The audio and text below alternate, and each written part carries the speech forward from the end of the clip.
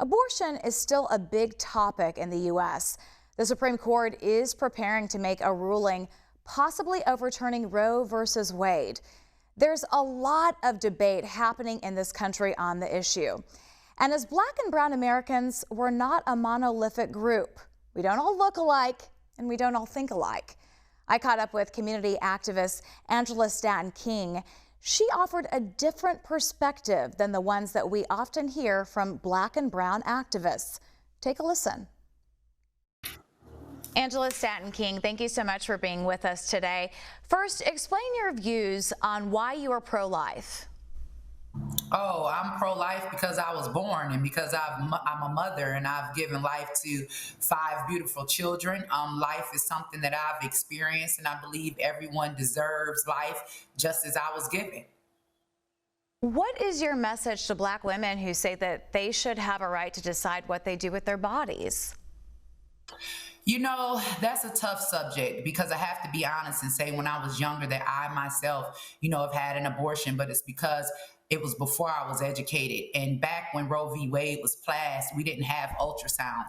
And the saying goes, when we know better, we do better. So now we have access to all of this technology. We know that it's a baby. We're able to do our research. We understand that systemic racism is not in everything except abortion. Systemic racism is also in abortion. So we're able to do our research. We know that this is something that was put in place just to exactly wipe us out. Is Black genocide.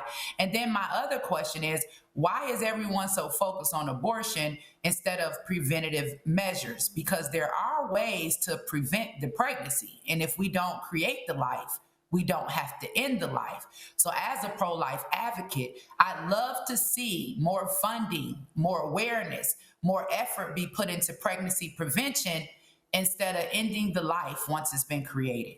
That's a really interesting perspective.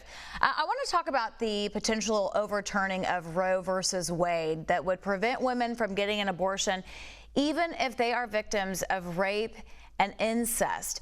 So what do you say to a woman who does not see the pregnancy as a blessing? Well, first of all, let's be clear with the Roe v. Wade. That's kind of like at the federal level. So if Roe v. Wade is overturned, it goes back to the states. So it doesn't necessarily do away with abortion, but it puts that back on the states for states to decide whether or not they will allow abortion and up to what gestation in pregnancy. I think that the argument about, rape or incest, when we research gutmatcher.org, which is the research arm for Planned Parenthood, the numbers show that abortions from rape and incest are 1% on rape and less than 0.5% on incest. So that raises eyebrows for me because they're pushing these initiatives that saying abort, abort, abort, abortion is healthcare, and they're basing it all on the fact that these abortions are based off of rape and incest, and that's not true. There's an entire 99% of abortions that are happening because people aren't ready. It may be irresponsibility. So if we can again go back to preventing the creation of the life, then we don't have to worry about aborting the life. It was argued on the Congress floor that 38% of abortions are by Black women. When I think about that, and I think about every time I hear them say that the only people that are going to lose access to abortion are Black women, then it makes me question, where do we really stand when we want to say we want our vote to count, when we want to say that there is strength in numbers, when we're saying that we're tired of being an oppressed minority? Is abortion something that Black women ever asked for? I don't remember seeing any signs of our ancestors during the civil rights movement holding up signs where they were asking for abortions. Or when have we as Black women ever been proud? Even if you had to have an abortion, if something did happen, it wasn't something you wore on your sleeve. It wasn't something that you bragged about. In this day and age of us and this movement about Black Lives Matter and everything that has been discovered, it is a slap in the face to see so many Black women proudly say, I represent abortion. We should focus on pregnancy prevention. And I'm hoping that a lot more people will begin to stand with me on that. I want to touch on 2 things you just mentioned here. First of all, do you think that's what they're proud of, or is it about a woman's right to choose? And even if the statistics you mentioned are correct, when you refer to that 1% are related to rape or incest, should there be an exemption for women who get pregnant because of rape or incest? You know, there was a law that was just passed, I believe, in Oklahoma, where they banned all abortions unless rape or incest did take place, but there had to be a police report. When we talk about rape and incest and we talk about abortions, we hear them saying it, but we never see the reports. We're not seeing arrests. We're not seeing people being arrested for all of these rapes that don't add up when it comes to abortion. When we talk about a woman's rights to choose, remember, I'm going all the way back. I'm thinking about Roe v. Wade, when Roe v. Wade was passed. And look at this clip. These aren't black women. These are white liberals. This is not our movement. This is their fight. But when I go back to when Roe v. Wade was first passed, it was passed off of a lie. The woman named Jane Doe said that she was raped by 4 or 5 black men. That didn't happen. It was 7 white men who gave us the right to choose. So when we say the right to choose, what choice are we making? And when we really think about the choice that we're making, is that something that we want to be proud of? I don't think so. And how do you believe a woman should go about separating her life from the life growing inside her? Well, here's the thing. If we focus more on love than hate, if I'm operating from a spirit of hate and I'm only thinking about myself, then I'm going to want to disconnect. But if I'm operating in a spirit of love, and if I'm seeing this as being a blessing, and adoption is a thing, and one of the greatest gifts in the world to being a woman, and I know that there are some women that cannot conceive, and I'm not trying to hurt anyone's feelings, but one of the best blessings in the world is being able to give life. And when we're in the atmosphere that we are in right now, and the media, everything is on this focus about the destruction of black life and watching our black men get murdered and things that we're seeing happening in the schools with our children, we should be fighting more to protect black life, not execute black life. I like to see more legislation on the Congress floor that would help women who are having their babies, that would help women who have already had their babies. If Joe Biden can say that he has $450,000 for each illegal immigrant coming across the border, guess what $450,000 could do for a black woman who is having to make the decision about whether or not she can financially take care of her children? If we're in a better position economically to be able to provide for our children, I think that we'll also see the numbers in abortion drop. So instead of funding the execution of life, let's fund life and life that's here. You mentioned preventative measures. Should that conversation include men getting vasectomies? We should include it all. But if you're going to bring about men getting vasectomies, let's also let men have a voice. And if they can fund abortion, why can't they fund the economic empowerment of our community? And that's my argument.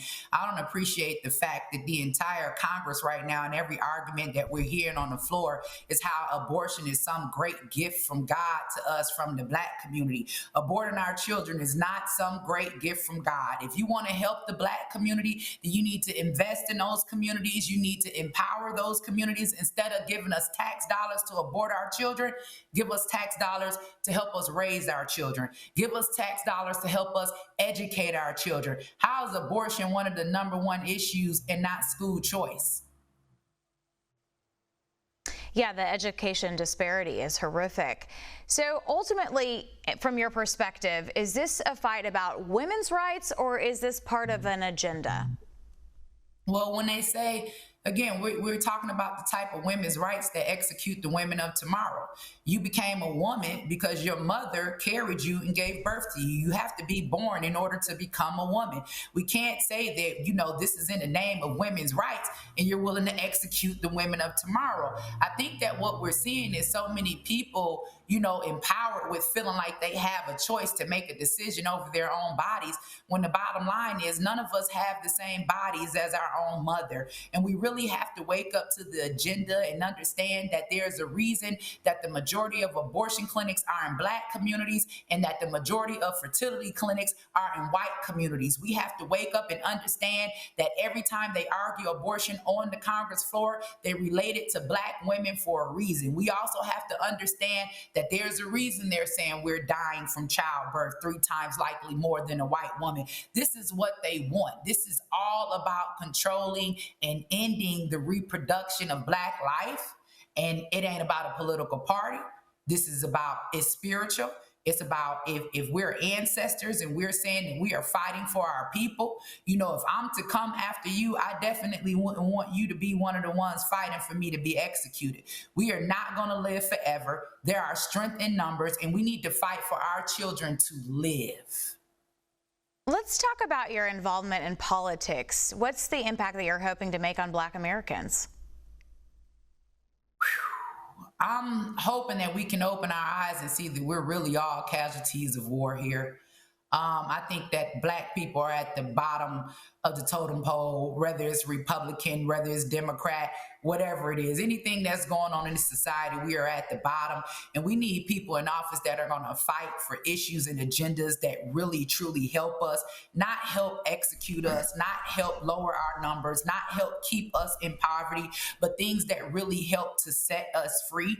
And if we have people in Congress that would advocate to protect Asian life and would advocate to give Asians $50 million in reparations after that tragedy that happened here in Atlanta, Georgia, then we need to have people in Congress that are willing to step up, vote, and do the same thing for our community. We need people in Congress that are fighting for us and not fighting to fill their own pockets. And I'm hoping that everyone in America can wake up and begin to see the real from the fake, because Black life is at stake.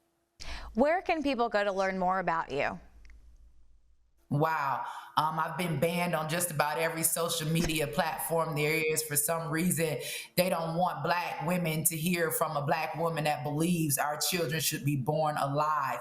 But you guys can check me out on YouTube now, the Angela Stanton-King Show, and then also at Ash Show TV on Instagram and AshShowTV.com. And we'll be moving over to B100 Radio with the Ask Morning Show Monday through Friday, starting in June. Angela Stanton-King, thank you so much for being with us and sharing your perspective. Thank you so much for having me on and giving our audience a different perspective.